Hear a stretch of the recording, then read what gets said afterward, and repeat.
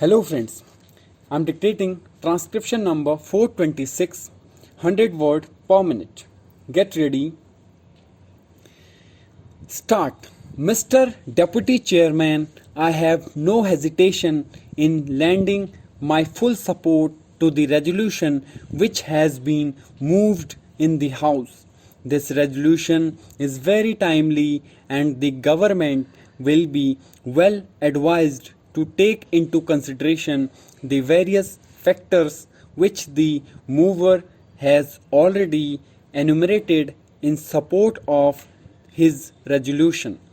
Sir, as this House knows very well, the government always has thought it necessary to come out with a statement of policy regarding the control and planning of economy at the beginning of every plan.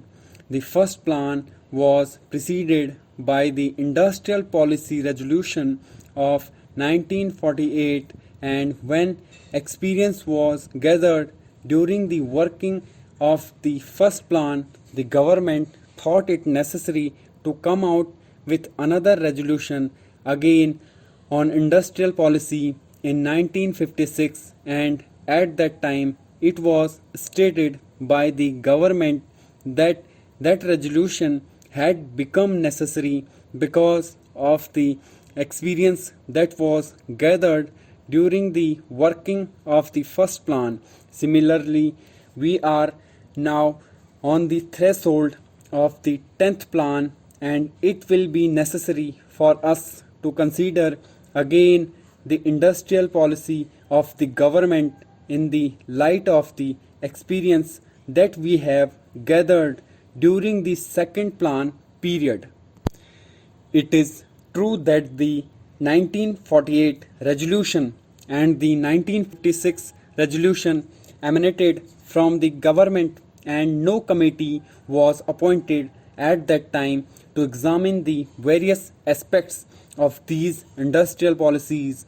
But we must also remember that the entire responsibility for the formulation of the 9 plans was taken by the government itself.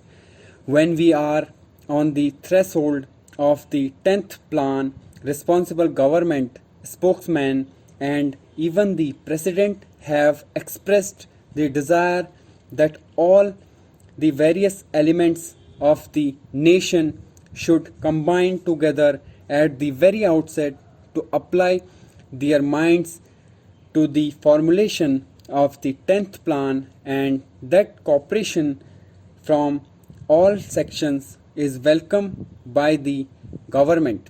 When various sections of the community are trying to apply their minds to the problems of the 10th plan, it will be necessary for the country to know exactly what should be the industrial policy, what should be the economic policy that should govern the formulation of the 10th plan. It is because of this that this particular problem should not be left to be tackled by the government alone. It may be argued that the 1956 resolution is fairly clear and nothing has happened during the 10th plan period so far which requires any re-examination of this problem. I respectfully beg to differ from that position. Enough had happened during the second plan and even so far which might make it necessary that we should re-examine the 1956 resolution. The Reserve Bank year after year has drawn attention to the fact that the savings of the community are not keeping pace with the requirements of the economy. We have been told even by government spokesmen that one of the problems which creates great anxiety in the mind of the Planning Commission is the fact of the non-availability of savings. Savings today are in the hands of the banking system, and we have only the Reserve Bank and the State Bank which are nationalized. The other banks are still in private hands, and it will be necessary to examine whether it is desirable that the other scheduled banks should also be nationalized or should be brought under more effective control of the government if the savings drive is to be given impetus. The mover of the resolution has very wisely kept the thing quite open for the committee to discuss all the issues.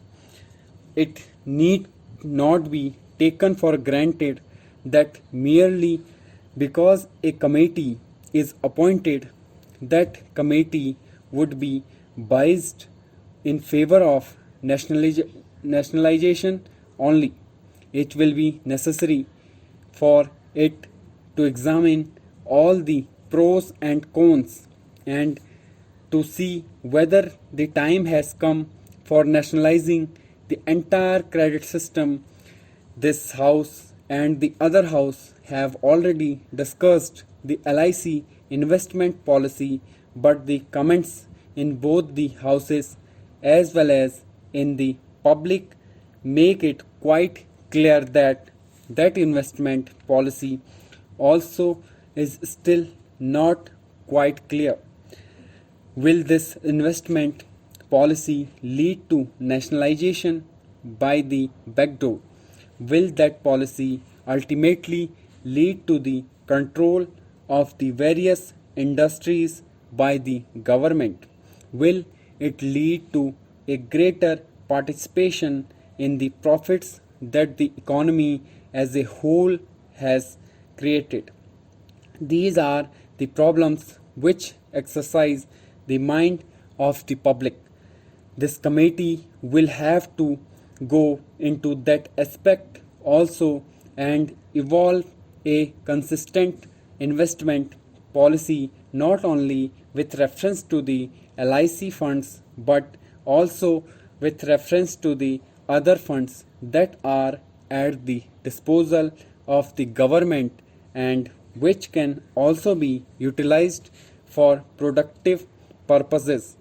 This committee should also tap some other sources of financing our 5-year plans for the development of our country. Stop.